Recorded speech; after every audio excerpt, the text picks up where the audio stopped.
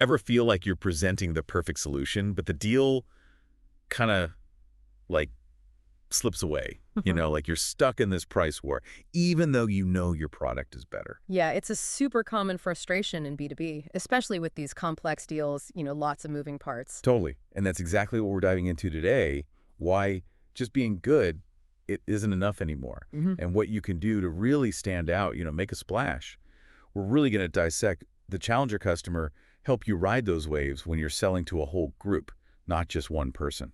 Yeah, it's a fascinating shift for sure. The book calls it the 5.4 customer. 5.4, like what does that even mean? Okay, so it means that on average, you've got 5.4 stakeholders all involved in a single B2B buying decision. Just think about that for a second. A whole committee. Whoa, no wonder it gets so messy. So suddenly it's not just about convincing your favorite champion, it's about getting this whole crew on the same page. Exactly. And that's where a lot of companies kind of miss the mark. They think it's a numbers game, right? Reach more people, more sales, but it's way more nuanced. Because haven't we all been there?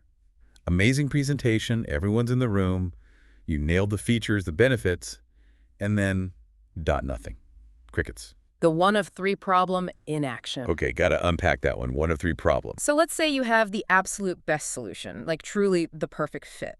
But if those stakeholders, right, if they're not all convinced that they need more than just a good enough solution, everything comes down to one thing: price tag. So all that work, the innovation, all the blood, sweat, and tears to stand out, Yeah. and you still wind up in this race to the bottom just because someone else is good enough and maybe a tad cheaper. It's brutal, but that's the reality for so many B2B businesses out there. They might win over the customer, sure, but they lose the war for that high-value sale. And a win where your margin is non-existent, that's not much of a win, is it? Not even a little. It's like you're just another commodity, even when you know you've got something better. So how do we escape this race to the bottom? How do we dodge the price trap when we've got this whole panel of decision makers? The book argues that it's not about convincing every single person. It's more about focusing your energy on the right people within that group of 5.4.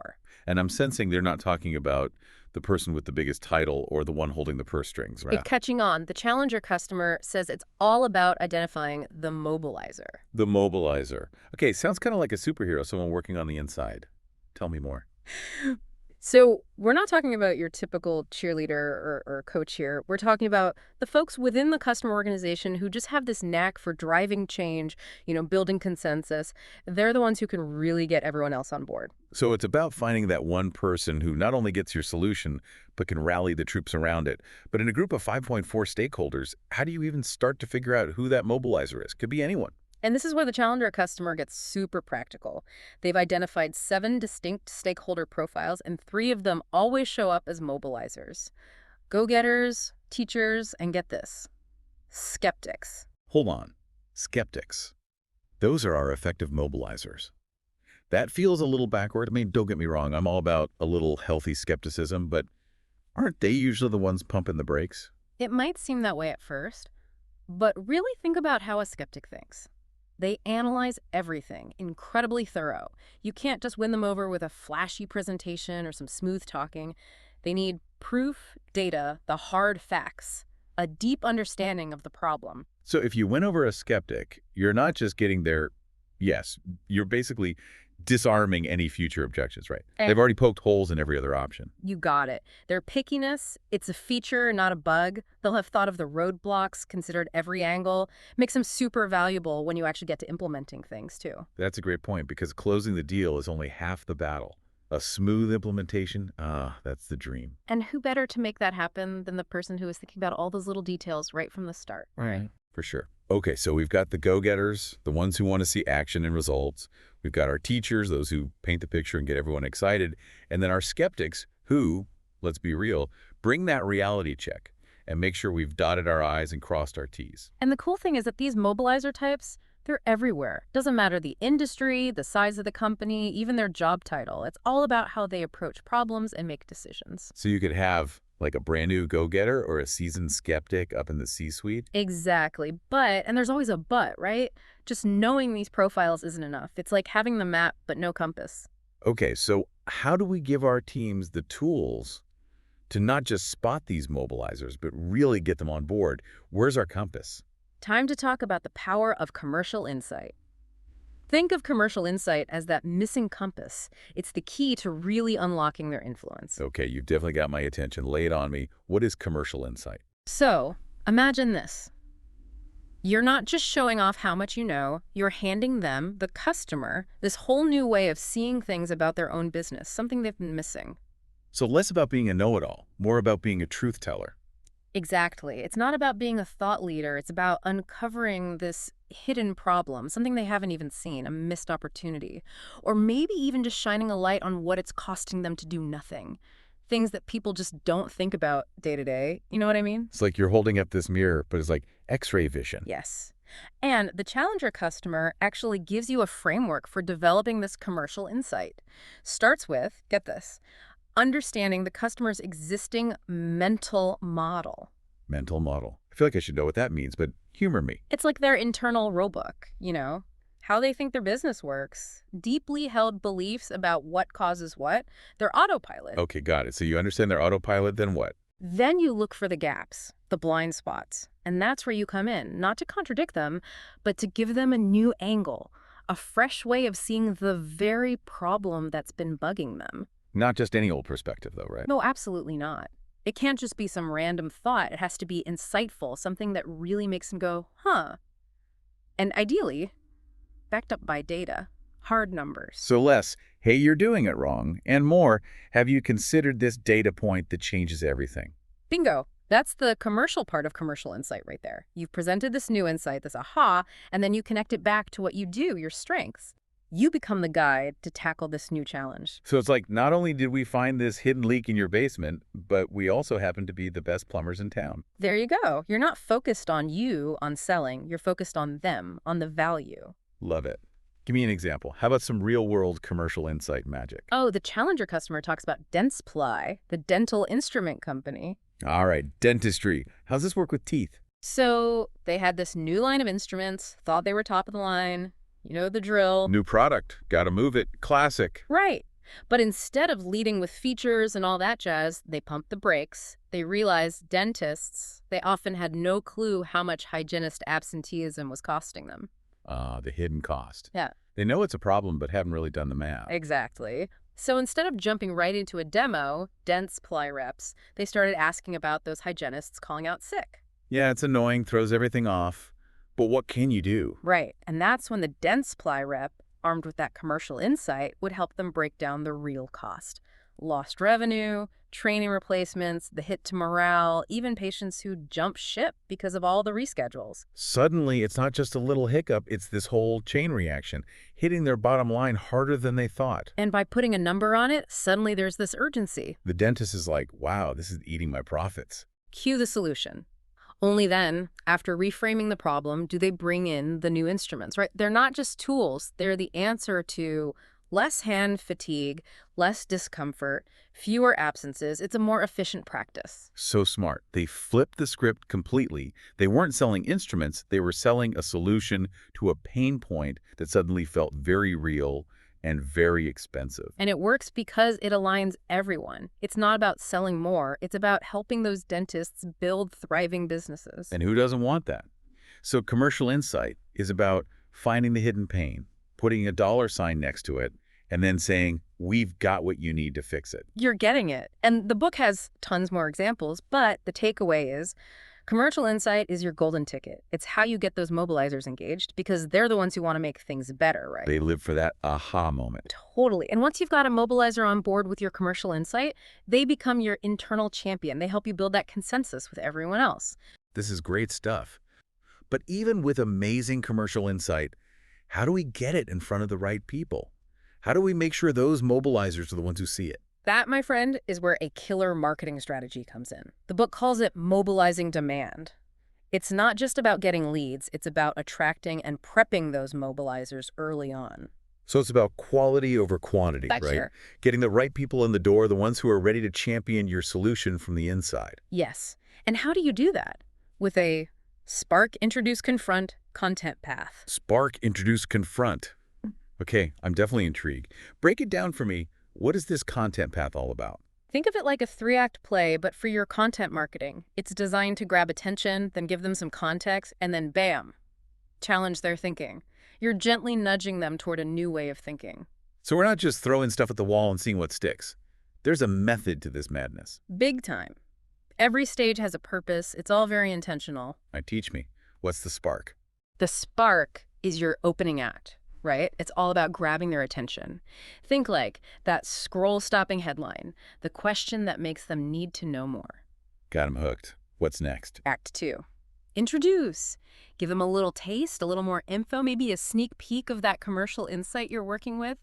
Build the suspense. Don't spoil the ending just yet. Exactly. And then the grand finale, Act 3. Confront. You lay it all out, the whole commercial insight shebang. You're highlighting that gap in their thinking and making the case for change. That's the aha, the light bulb moment. Yes, the hold up, I never thought of it like that before moment. And I get why this would work so well with mobilizers. They're the ones who are naturally curious, always looking for a new angle. They'll go on this journey with you. Totally. By the time they get to confront, they're bought in, nodding along, ready to be your champion. They'll be spreading the word. This is brilliant. It shows how marketing isn't just about getting leads. It's about taking people on this journey to that aha moment. It's about planting seeds, those seeds of change, and then helping them grow with the right content. But even with all that, getting everyone on board, it's still a challenge, right? 5.4 stakeholders, all with their own opinions and what they care about. How do we get everyone moving in the same direction? That's the million-dollar question, right? Mm-hmm. And it's not just about getting everyone to agree that there's a problem. It's getting them to agree on the solution. And change, well, change can be tough. And that is why the challenger customer says you can't just cross your fingers and hope for the best, right? Hope they'll all magically get on the same page. Suppliers, we've got to be more active. We need to be facilitators in this whole decision-making process. So it's not enough to have the answer. You got to walk them to it, show them why they need it and why they need it from you. That's it. And they call this collective learning, fostering good debate, getting those different perspectives out in the open and helping everyone get to a stronger decision together. Collective learning. Okay, give me the breakdown. How does this work in the real world? There are a bunch of approaches, but the book talks about Alpha Company. They do these complex technical solutions. Okay, so high stakes, lots of jargon, and probably a million stakeholders, right? You got it. And Alpha, they knew that in that environment, getting everyone on board, it was everything. Yeah. If even one person has doubts, it can throw a wrench in the whole thing. For sure. So Alpha, they got proactive about this whole collective learning thing. They created these workshops, and they brought everyone together early on before they were even talking solutions. Interesting. So everyone's in a room, but no one's talking products or contracts yet. Nope. The goal wasn't to pitch Alpha. It was to help the customer figure out their vision, make sure they all understood the problem and how they were going to judge the solutions. So it's about setting the stage, getting everyone speaking the same language before things get bogged down in the details. Exactly. And they actually encouraged debate, even a little disagreement, because they realized that getting those different viewpoints out there early was crucial. Better to hash it out early than have it blow up later. Yeah, 100%. By doing these workshops, Alpha wasn't just helping their customers make smarter decisions, they were building trust. I can see that. It shows that they actually care. Right. And the book, it makes it clear that collective learning doesn't mean avoiding conflict. It's about using those different viewpoints as an advantage. And yeah, workshops are one way to do it, but the book talks about a bunch of ways suppliers can take charge of that buying journey, help their customers make the best decision. So it's like having a toolkit, right? Different tools for different situations. Yeah. It's about realizing that our job as suppliers, it's changing. It's not enough to just have the best product anymore. We've got to be facilitators, consensus builders, trusted advisors. Wow, you're really making me rethink how we approach these complex sales. It's a whole new world out there. So what's the missing piece? What do we need to really nail this challenger customer approach? It comes down to building the right team, having the skills and the knowledge to make this work. The book talks about the exact skills, the knowledge, even the type of people who are going to kill it in this new world of selling. All right, I'm ready to build my A-team. Yeah. How do we build this commercial insight engine? What are the secrets? So as we wrap up this deep dive, what's the one thing you want our listeners to remember from the challenger customer? What's the big takeaway? In a world where everyone's got to say, it's not enough to just be the best. You have to help your customer be their best. Oh, I love that.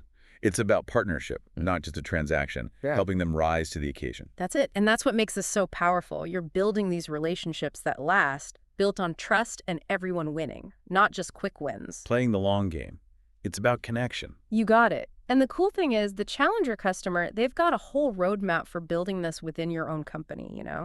Hiring the right people, giving them the training, building a culture that gets it. So it's not a magic bullet, it's a commitment. It's a journey, but they make a good case, hard data and all, that the companies who really embrace this challenger way, they're the ones who come out on top. Yeah. Bigger deals, yeah, but also those deeper, stronger customer relationships. That's the dream, isn't it?